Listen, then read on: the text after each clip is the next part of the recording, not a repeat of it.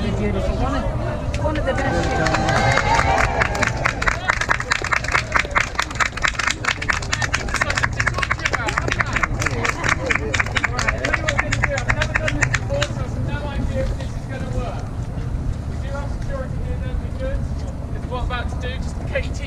I'd like everybody, so you're going to have to put your phones down, photo takers. I will be time for photos. I'd like everybody here now to get out their purse or wallet and then give them to me. No. I'd like you to all to get out. I'm going to never tried before. I've only ever done this one-on-one before. I'm going to try and do a 300 people wallet and purse workout. And it has good customer service, and as long as you don't want an overdraft, there's no credit check, and you don't have to switch to it like other bank accounts, so you can just use that as a card. So I prefer that this summer to prepaid debit cards. It may in the future start to add a charge, because it might just be a lost leader to get people to draw money. Oh, no, it's in full. Who pays them off? Yes. If you pay them off in full every month, then the question, yes, which is good. So you're sitting there going, no problem, I don't pay anything, what's the point? Well, this is the point. There are a number of credit cards that will pay you to spend on them. Yeah? They pay you. American Express Everyday Platinum card will give you 5% cash back in the first 3 months, up to 100 quid back. Then tiered rates up to 1.25% afterward, up to 1% afterwards, and no fee. So pay it off in full, it's paying you. It could be a couple hundred quid in your pocket. App's like £170 pair of Cross headphones, £100 in-ear headphones, £100 Expedia voucher. It's also got #1 ranked for customer service, so those of you who don't like your service, you're a First Direct customer, you love the way you done it. No, First Direct always does well in service rankings, and a 5%. Hello kids!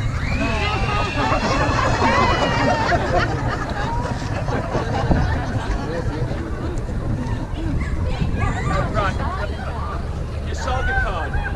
Saga credit card is decent for spending overseas. It's not the best for spending overseas. Halifax Clarity beats it, Starling beats it, Tandem beats it, but it's decent. Halifax Clarity. I've got to stop now, I've got to talk to some people.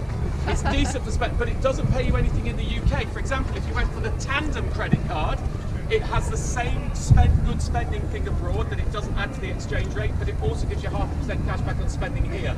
So it's worth looking at on that particular one. Oh, well, the prepaid cards. Prepaid cards for spending overseas? Yeah. Right.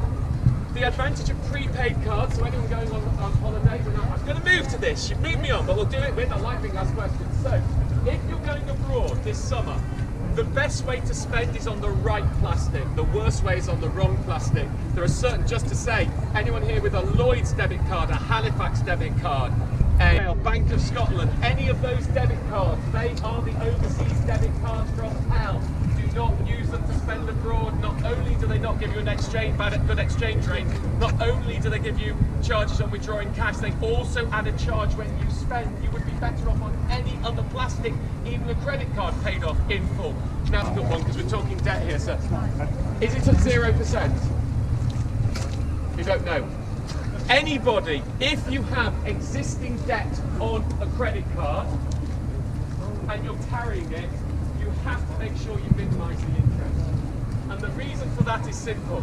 The less interest you pay, the more of your repayments go to clear the debt that you owe, the quicker you will be debt free.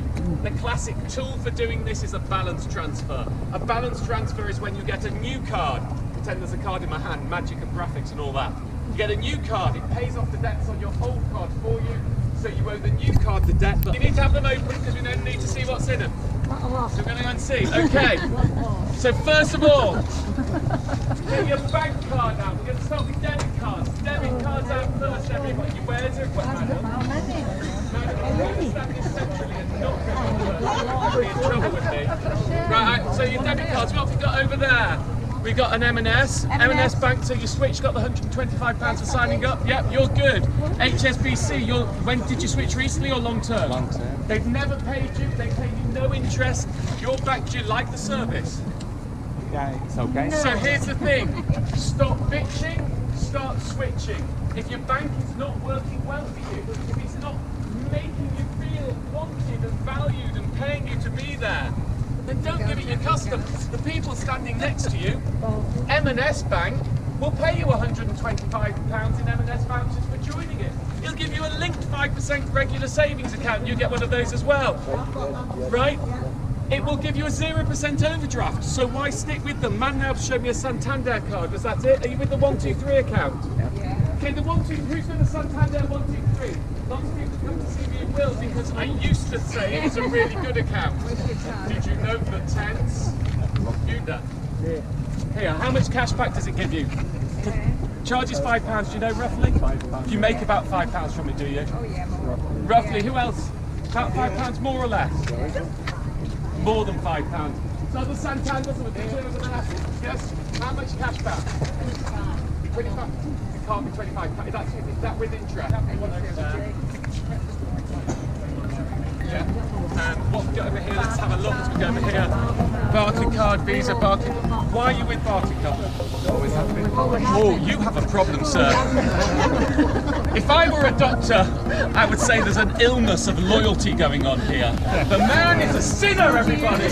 Look at him and say, sinner!